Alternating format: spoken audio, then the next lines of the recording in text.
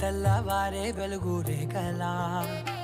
పచ్చ పచ్చ పచ్చి మట్టి బొమ్మలా అల్లి బిల్లి వెన్న పాల నురగలా అచ్చ తెలుగు ఇంటి పూల కొమ్మలా దేవదేవుడే పంపగా ఇలా దేవతే మా ఇంట అడుగే పెట్టెనంట బ్రహ్మ కళ్ళలో కాంతులే